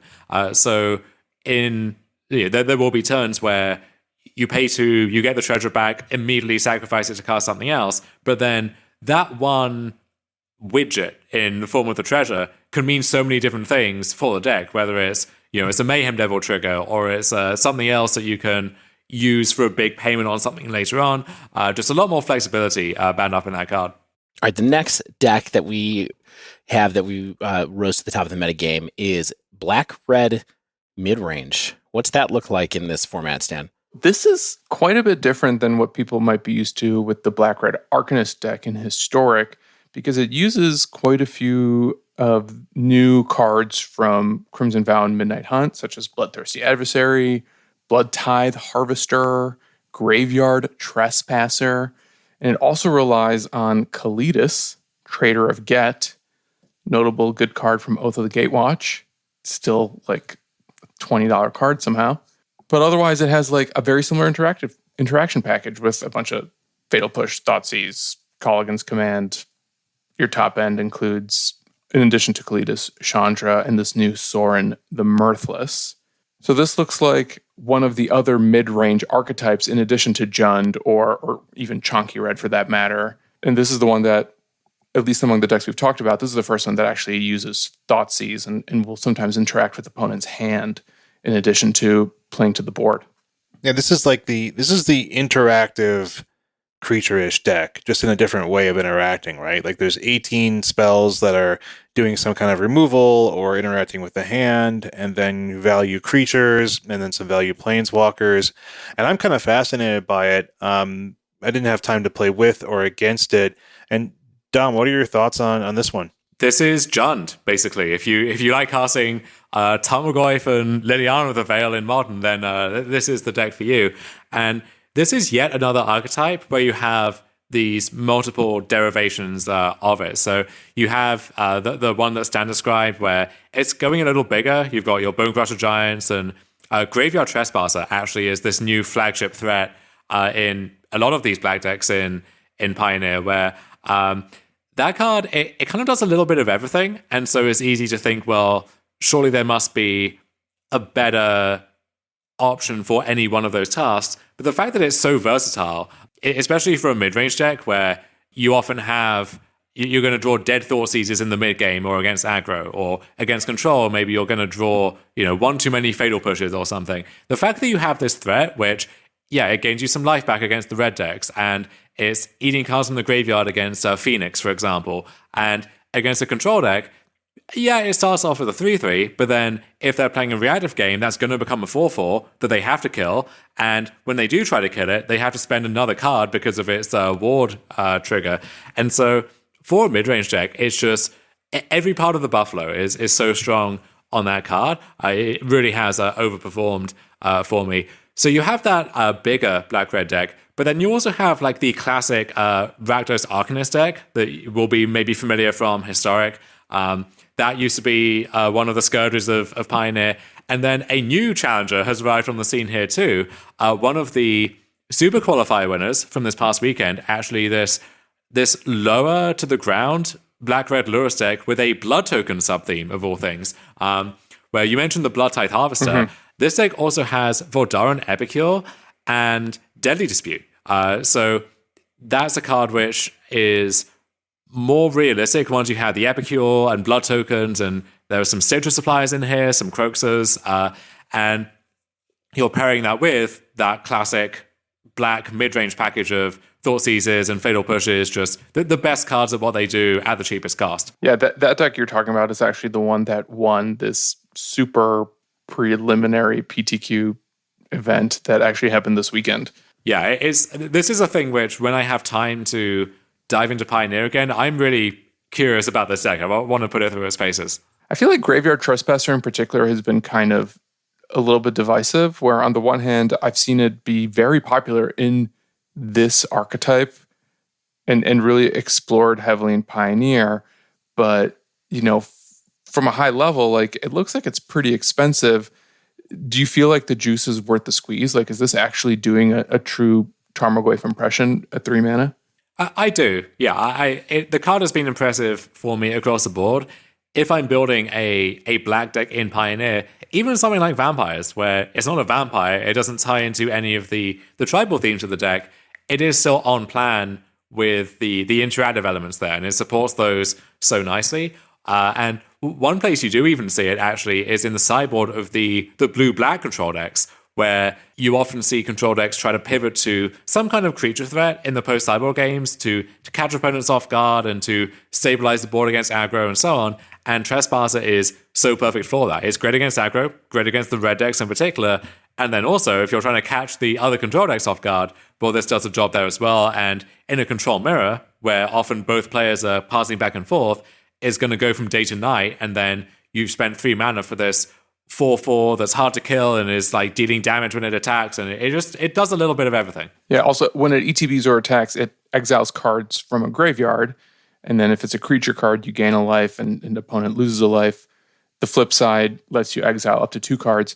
At 3 mana, how relevant is that against the Izzet Phoenix deck? Like, is that fast enough to actually disrupt the Phoenix plan ever? Not by itself. It can't be the first thing you do or the only thing you do, but as part of a larger recipe where, okay, you Fatal Push their thing in the ice, and now you play Trespasser, eat the thing in the ice.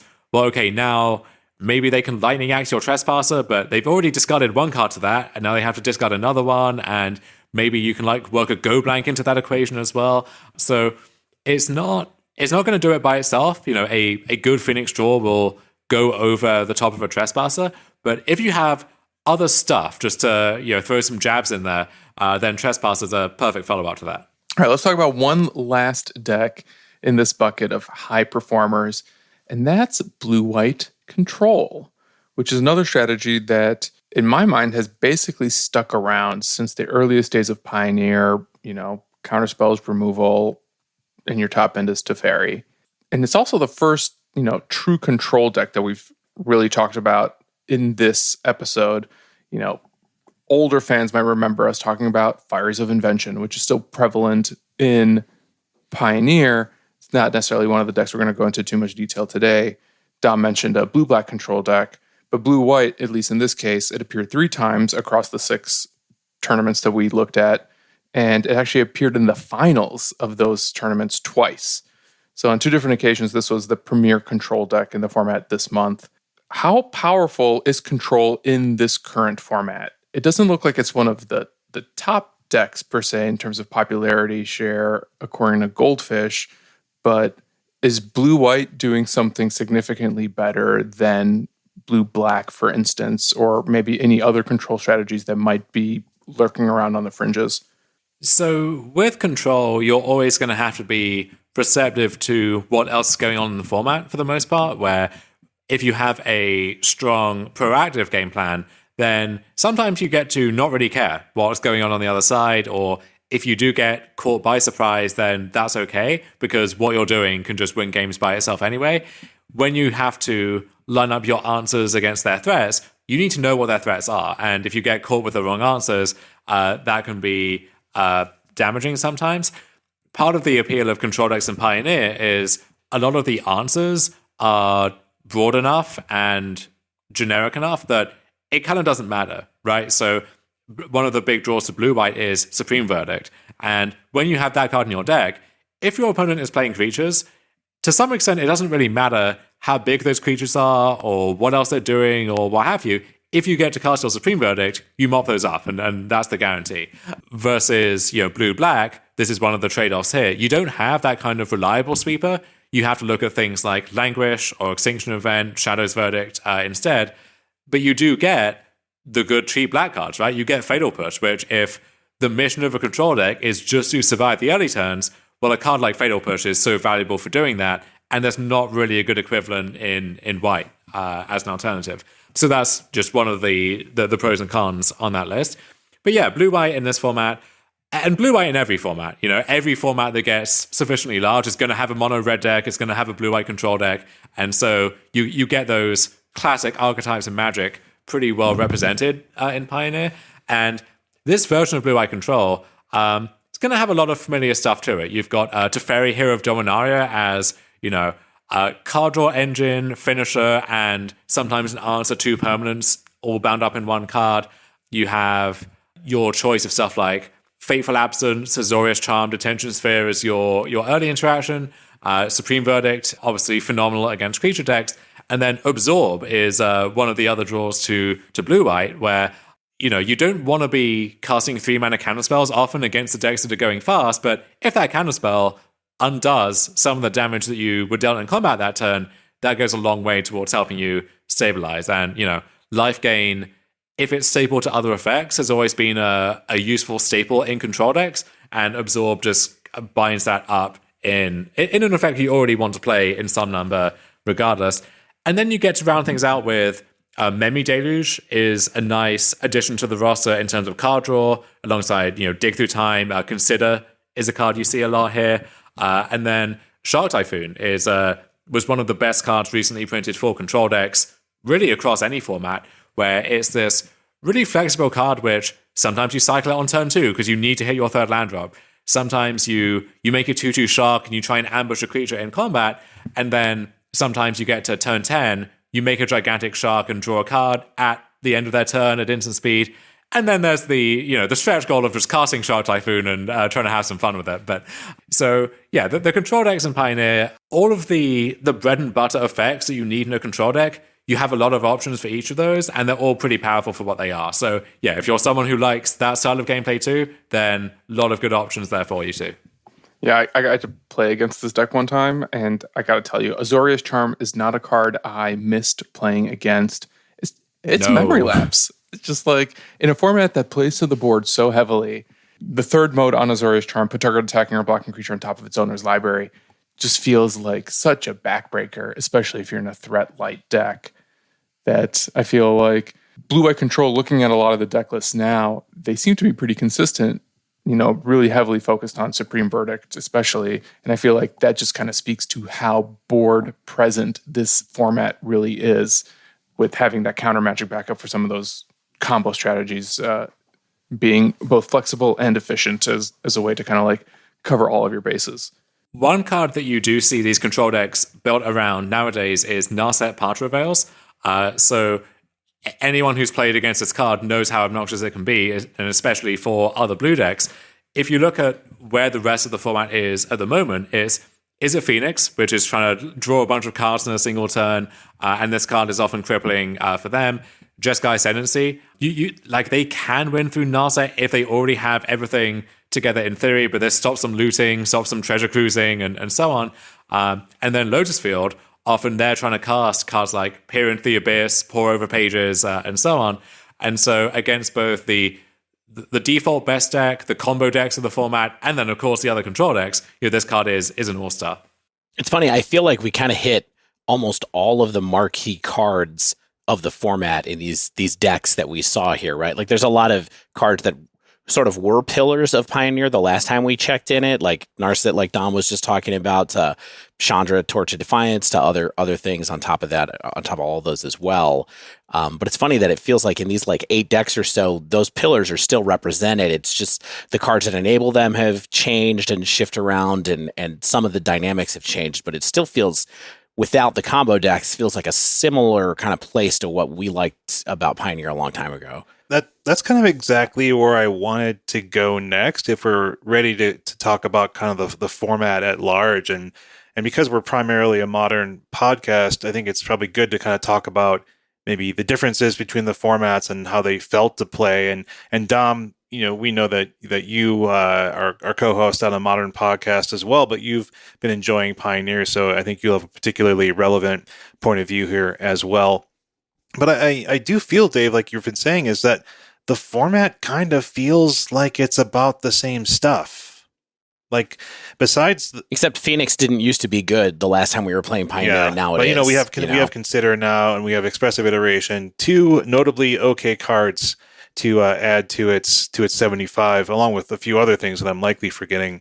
But I still feel like, it's a lot of playing to the board. It's a lot of interacting with the opponent's board, or maybe interacting with their hand, or interacting with spells on the stack, and like really trying to own the battlefield by and large. And like, Phoenix and Chonk-ish Red and Black Vampires and Rakdos Vampires and Jund Sack and Spirits and Feather are all trying to do this type of thing in like various slightly different ways, of course, or maybe in significantly different ways. But, Rakdos Vampires is going to have a lot more interaction than Threats, for example. But you have your control decks and you have your combo decks, but like largely it still sort of feels like the same format it did 2 years ago when I was testing and playing for the GPs that were happening at the beginning of 2020. Is that the year? That's a year, right? 2020. Yeah. It still to me feels like it the reason that you would play Pioneer, which is like, here's really good standard plus gameplay. Like there's a control deck and there's a combo deck and there's there's a creature decks of different speeds, and you kind of get time to develop your strategy and try to counteract what your opponent is doing in like a different speed and way than modern. And is that something that you all felt in your play, or Dom, that you've been feeling in your play with Pioneer recently? Or am I off base maybe? I think that's broadly fair. I mean, I do think that's where they want Magic to be at for the most part, is the board being contested, and removal and creatures and planeswalkers being a big part of all of that. And I think that's mostly where the format should end up, especially for a format like Pioneer, where you kind of accept that if you're playing Legacy, for example, or even Modern, there's going to be some truly wacky stuff that is going to come out of left field, and the cards that you want to have in your deck normally are not going to necessarily line up against those. Whereas with Pioneer, I think you do have the combo decks, which just had a fantastic weekend not long ago. But for the most part, yeah, if you show up and you're ready to play like old school bread and butter Magic, then you can do that in a variety of forms. And I think that's a good thing. And these formats, when they become about stuff like, in Standard we had Aaron's Epiphany or Immersion Ultimatum, Genesis Ultimatum, whenever you can kind of ignore what's going on the board and just go over the top, I think that's when the formats often degenerate to a place where people don't want to play those anymore. And during that period where Pioneer was really stagnating, that was a common trend, right? That's what made the inverted deck so good, is that it was this amazing combo control deck that could just mostly ignore whatever the opponent was doing, and then the Heliod decks and Lotus Breach played into that to some regard as well. And then also Pioneer went through the same experience as every other format, where at the time it was launching, all of the cards that were being printed, the best cards were so good that they were just the best cards in every single format. So, if you were sick of playing against Uro and Standard, then, well, you were going to play against Uro in Modern and Pioneer and Historic and so on. And, same thing for Teferi Time Raveler and Wilderness Reclamation and so on. And so at that point, there was no real reason to really look at Pioneer as opposed to any of those other formats, and there was no escape from those cards. Now, it almost feels like Pioneer is this oasis of old school Magic, the kind that people harken back to from like Standard from 5 or 6 years ago, or kind of old school Modern, like 2014, 2015 kind of era. This is, I think, the type of Magic that people do want to play for the most part, and there just aren't that many good venues for it outside of this. Stan, Dave, does this conceptually have an appeal to you? I know that there's a reason that we have locked so hard on Modern over the past years. When Dom and the rest of the people who are into Pioneer say stuff like that, is that conceptually appealing? I mean, for me, it is. Yeah, I mean, it's nice to have a break where you don't. I mean, Dom was saying there's different things that come out of nowhere in Modern. I was just imagining Pioneer is the place where you go to take a break from Titan. Sort of. It's like what the difference is, right? Maybe for you. Yeah. You like to play Titan, right, Dom? I'm a known Primeval Titan sympathizer. Right. Yeah. I'm trying to get into it, but it's that kind of thing that doesn't seem like there's quite as many venues to it in Pioneer as there were before. Now, there was that really rough period that we've talked about many times. But, the games that I played with, I didn't play with any of these decks. I played with Mono Blue Spirits this week for this episode because I really liked that deck in Historic for a minute. I saw some people were playing it. I thought I'd give it a try. It was a fun deck. The gameplay was, like you said, really board based. You're figuring out how to be tricky, get through people. With that deck, you're trying to figure out how to leverage rattle chains in the best way, basically, and kind of go from there. And that was fun. And it was a different experience to what Modern is right now. And so I think that's enough to make me keep one eye on it a little bit more than I have been the last 6 months or so. I will say I had an issue going into this week, which was actually finding a deck that looked interesting to me because so many of the decks play on this axis. Yeah, they're doing the same thing slightly differently, right? Yeah, and in that regard, like Ascendancy and Lotus combo looked appealing because at least they were a change of pace from everything else that was just playing to the board. Ascendancy was a little too big brain for me to kind of try to pick up and figure out how to pilot on short notice, but I got to play against it a lot of times and understand what makes it so impressive as the opponent. And at least in my testing, I just played the most recent successful blue-white Ensoul deck I can find. Ensoul being one of my favorite Pioneer cards and one of my favorite old Standard cards. And I noticed that it stopped being an Izzet deck in Pioneer lately, and now it seems to be an Azorius deck, I think in part because of Luris and Portable Hole and maybe a couple other things. Ingenious Smith helps too. That said, I was playing this board-based plan, and it was mostly just me butting heads with other board-based plans, and it did make me miss a little bit of what I felt like was the appeal of Modern, which is there's just so much variety in decks and play styles. And even if there's a lot of similar cards existing across Modern archetypes, they seem to be put to a lot of different uses. In some cases, they're being used to actually generate a ton of value on the board or in your graveyard. Maybe they're being used to pitch to elementals, what have you. But I felt like that was kind of my struggle, was actually just finding something that captured my imagination. And in that regard, Pioneer sort of felt like a standard 0.5 format where it's a pretty small pool of playable decks, maybe a little bit bigger than what you might expect from a standard format, but it didn't feel like quite as wide open as maybe what I would expect from a non-rotating environment. Yeah, real quick, and then I'm gonna let Dom give his impressions of it. But I think the thing that's interesting is we've talked a lot lately in Modern about, to be successful in Modern, you have to be really in command of implicit information, right? Like you have to know you have to identify a deck fast for the most part. You have to understand what their game plan is. You have to know what types of things they would have in their hand that could thwart your plan, and then build the plan for your game around that. So there's this kind of like book knowledge that goes into being good at Modern, I think, at this point in time. And I feel like when we say playing to the board, what's really happening is like I felt like you could come to a Modern game against a Pioneer game against a lot of these decks.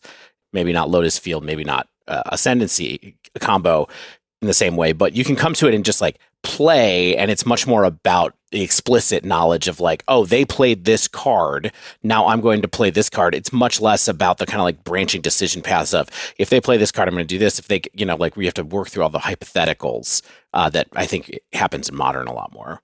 But Dom, as somebody who spends a lot of time in both formats, you've been loving Pioneer lately. What's your impression been of why and where that's going, that kind of stuff? Well, even though my job is to talk about Modern, week in, week out, and there is always stuff to talk about. We have our Nonsense of the Week segment, and there's always a healthy dollop of nonsense to look into. I think Pioneer actually is a much more open format, certainly right now, than Modern is. So one issue that Modern is having is increasingly it's condensing around the top 3 or 4 decks, and a lot of the implicit variety in Modern, if you're being honest with yourself, there aren't great reasons to be exploring that space over either one of the top decks, or one of the top decks is just kind of a better version of what you're doing. So, for example, I won a Modern challenge the first week that MH2 came out with Hardened Scales. Pet deck of mine. A lot of people were really excited to see that deck pop back up on the scene. But looking back, if I'm honest with myself, is that deck really better than Hammer, or does it have any clear strengths over Hammer? Not really. And so once people figure out Hammer, well, that's just where all of that attention flocks instead. If you want to build a new deck in Modern, then you have to contend with all of the threats being really good now, and then all of the answers being boosted, especially with MH2, to these new heights as well. So let's say I want to build some like new creature deck, some tribal deck, what have you. Well, there's not really a good reason to be playing a bunch of like expensive conditional creatures when I could just play Murktide Regent, right? Or I could play the 1-drop package of Ragavan and DRC, Unholy Heat, and so on. And then even if you can assemble your contraption and like do your thing, well, you have to slog through, Solitude, Unholy Heat, whichever of Force Negation, Force of Vigor, Fury is good against you, and so on. And it's really difficult for any new idea to clear both of those bars at the same time. Whereas in Pioneer, I think both sides of that equation are different, because I don't think any of the threats are like universally good by themselves. So a lot of it really depends on the context you're putting it in. And so you look at like the Vampires deck, for example, which was like the go-to deck a few weeks ago, just before this was like one step previously in this cycle. And in that deck, Sorin is this flagship card, right? The 3-mana Sorin, which in the context of that deck, maybe is the best Planeswalker ever printed, like even above Oko, but then no other deck has an interest in that card. So that's a card which has tremendous potential, but you can't just slot it into your deck. You have to figure out ways to unlock what that card is doing. And so, yeah, if you want to play Vampires, you can do that. But then if you want to play the Ensoul deck, which is also a deck I've had a lot of fun with, well, there you get like Ensoul Artifact. You get a lot of powerful cards, but again, not cards that just go in anywhere. You have to figure out the context for them. And so it creates this more level playing field where you can show up with a new idea and it can go toe-to-toe with the stuff that the other decks are doing in a way that I don't think is possible. I think it used to be more possible in Modern, is increasingly less so. And then whatever it is you enjoy doing, we mentioned various aggro decks, various tempo is kind of a nebulous term, right? But however you define tempo, there's spirits, there's these aggro decks. Heroic is kind of this aggro combo deck, kind of. You have pure combo, you have Winota, which, again, another deck we hadn't even touched on yet, but that's a popular deck, which is it's kind of a combo deck, but it's kind of like a play to the board deck at the same time. Phoenix is pretty multifaceted and can play out in a bunch of different ways. The sacrifice decks are like building this engine. You have pure control. You have 5-color Niv Mizzet used to be the best deck in the format. Just recently, in the most recent PTQ, I played a new list of the 5-color Fires of Invention Enigmatic Incarnation deck, where you're like sacrificing enchantments to tutor up creatures, and so you have these like 2 separate toolboxes going along at the same time, and that deck was really cool. And then someone took my list and tweaked it a bit and then won the challenge, the most recent Pioneer Challenge this weekend. So there's just so much different stuff going on, and it feels like the format is ripe for more exploration, and then that exploration is more fruitful because what you're doing can compete more easily. It's not just boxed out automatically by the best cards, the best threats, and the best answers from both the past 20 years, in Modern's case, and then also the past year of cards in the case of like Throne of Eldraine, MH2, and so on. And that is, I think, one of the more abstract appeals of Pioneer, just as a closing thought here, is it feels more authentic than a lot of the other big constructed formats at the moment, where for Standard or Alchemy, it's hard for those to have this identity over time because they're always refreshing themselves and rotating, and that's part of the core concept. And then for the larger formats, where cards are being injected into them, especially in Historic's case, where like that's all the format is basically, is just cards that have been parachuted in and get to wreak havoc. But then even in Modern, you hear people joke about the format as being a Modern Horizons block constructed, basically, and there's some truth to that, frankly. With Pioneer, there's none of that. These are the cards that are printed in the normal sets, and you get to play with them, and you get to see what context they shine in, and there's no obvious thing which just gets imported in and blows the whole format up, and deprives it of the identity it had before. All right, Dom. I think we did have a little bit of a glitch, so I know basically what you said, and I think the question I have to follow up on that is if this is kind of what WotC has in mind for Magic, or at least this particular style of Magic, like what do you think they want out of Pioneer in the near term? And by near term, I mean maybe 6 to 12 months. Like, do you think there's a future of Pioneer that WotC is behind and that players are behind? Yeah, I think Pioneer fills a necessary role for Magic's long-term development, where the idea of Standard, when we spoke to Tom Lapilli on Dominara's Judgment, who was someone who had worked, inside R&D for many years, he said that whenever he spoke to people from other game design companies, the idea of Standard always seemed like such an aberration. It's like, wait, you can ask players to do that? You get them to just buy new cards for a rotating format like every few months? Like, that is not a system that you can easily convince people to do. And what we've seen over the past few years, where the quality of Standard has suffered and the organized play system, the scaffolding there that supports Standard has suffered, is now no one really plays Standard, at least in paper. You can play on Arena because that's kind of what they induce you to play, but there's no real enthusiasm out there for playing Standard. So what you want is ideally a non-rotating format that allows people to invest, knowing that investment will retain some of its value over time. Given that people have cards that they use for Standard, you want a venue where they can use those effectively, and the barrier to entry is so high in Modern that a lot of those cards just are never going to see the light of day, whereas for the reasons I got into, that is more realistic. I think Pioneer has a role for pay-per-play as the entry-level constructed format, basically, where you can kind of do whatever you want. There's a lot of room to explore. You can buy in gradually and the standard deck that you've upgraded for Pioneer is at least seemingly competitive, whereas you take that to a modern FNM and you'll just get annihilated.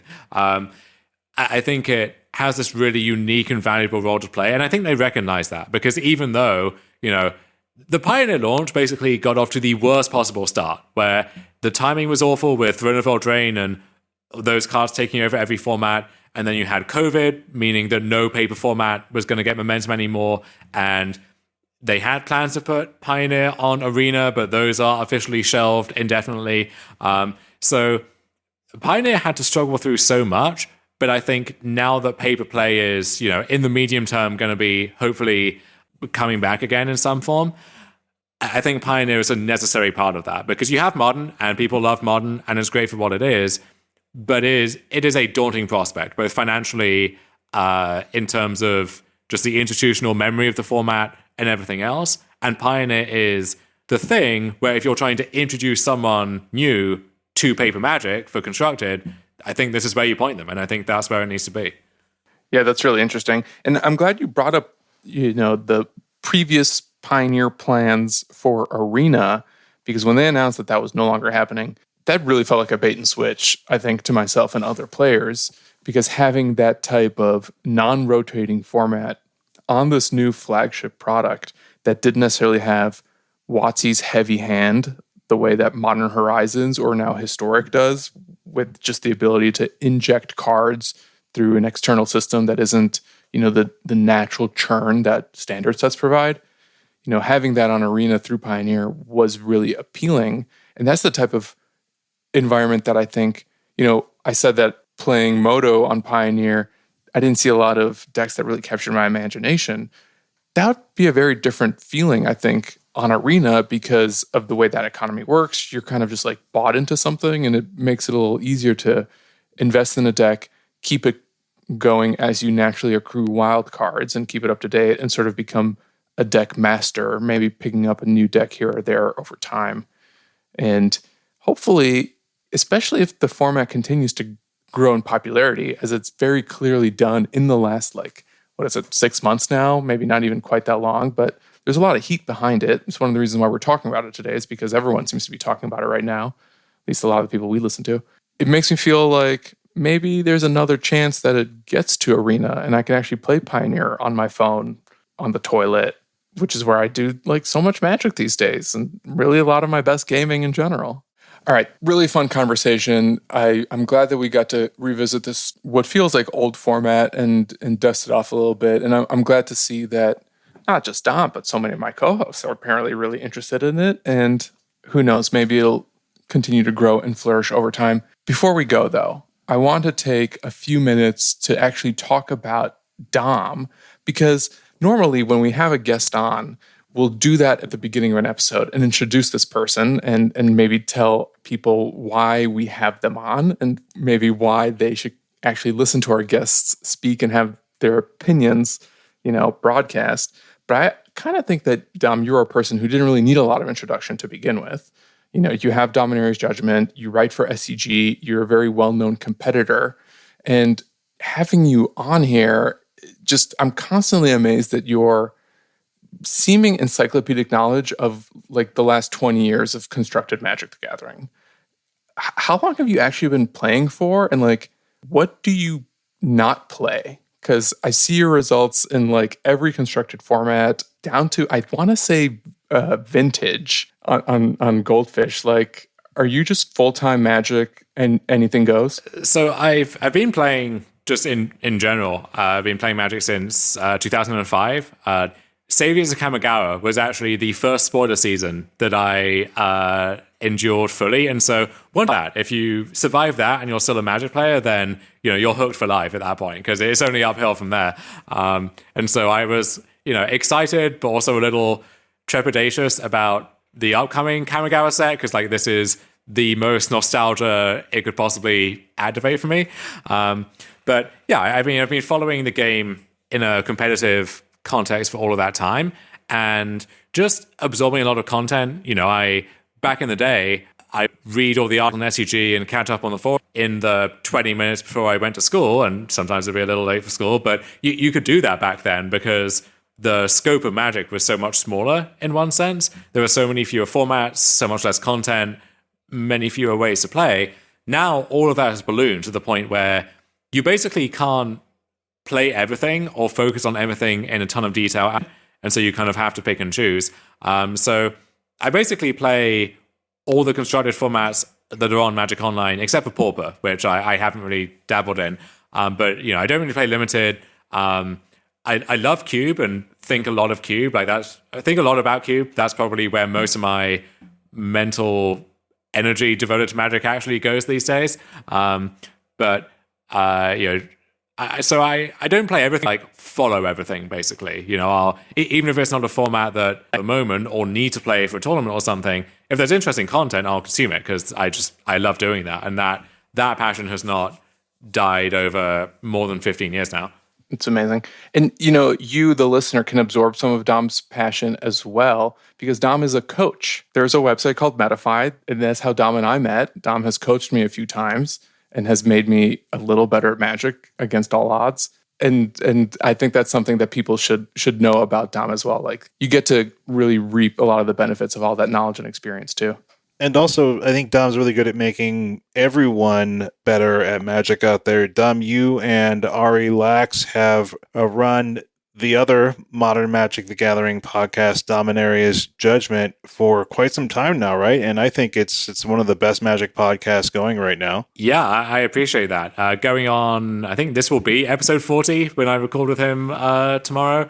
So yeah, just all of the big picture stuff going on in Modern, and every spoiler season is kind of interesting in the Modern context, and just really unpacking those trends in broad detail, and then also going over some of the weirdest and wackiest stuff that shows up in the 5.0 league decklist dumps, or sometimes even in the actual serious tournaments themselves.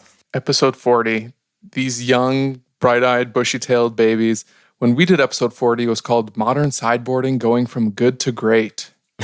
We just had that on tap. That was 40. Wow. But thanks a ton for coming on, Dom. We truly appreciate it, and for all the work that you do giving back to the Magic community through all your content. Well, yeah. I mean, thanks for having me. It's been a pleasure, and you guys are in here in the trenches week in, week out for what is it? 157 weeks now. Going strong. So keep up the good work, and there's room in the year for more than one Modern podcast. We don't have to be at each other's throats here. Oh no! I mean, there's so many. We've got the Faithless Brewing. We've got Turn One Thoughtseize. We have Serum Visions. Yeah, there's so many great pods out there. Dom, where can people find you online? What are all the links? Yeah, so you can find me on Twitter at Dom Harvey. Pun on my name, which I guess the novelty has worn off at this point, but not going to change it. So there it is.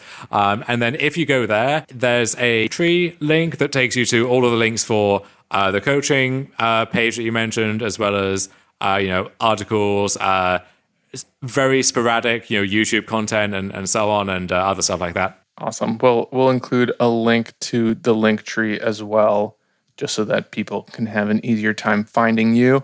Thank you again, Dom. Real pleasure to have you on and to chat about, something other than my egregious misplays. Excited to see where Dominaria's Judgment goes moving forward, and always rooting for you as you compete. I'm sorry you didn't take down today's Modern Challenge, but maybe next week you'll figure out the right lines with Amulet Titan once and for all. Still an ongoing struggle after 6+ years of playing the deck at this point. You'll get there one day. That does wrap up this week's show. If you haven't yet, make sure you subscribe to our podcast so you get the latest episodes as soon as they come out. And if you use Apple Podcasts, please leave us a rating and review.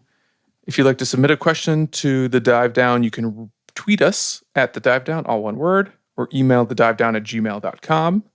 You can also leave an audio message that might appear on a future episode of the show over at podinbox.com/thedivedown. If you'd like to support the show, you can join our Patreon over at patreon.com/thedivedown. You can also support us while playing Magic with a Manatraders subscription. Use promo code TheDiveDown2022, all one word.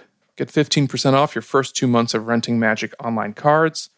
You can also use promo code TheDiveDown2022 when you order from Barrister and Mann and get 15% off your first order on hair care, grooming, shaving products, and the like. As always, special thanks to the bands Nowhere and Spaceplit for letting us use their music. And until next week, get out there and win at Pioneer!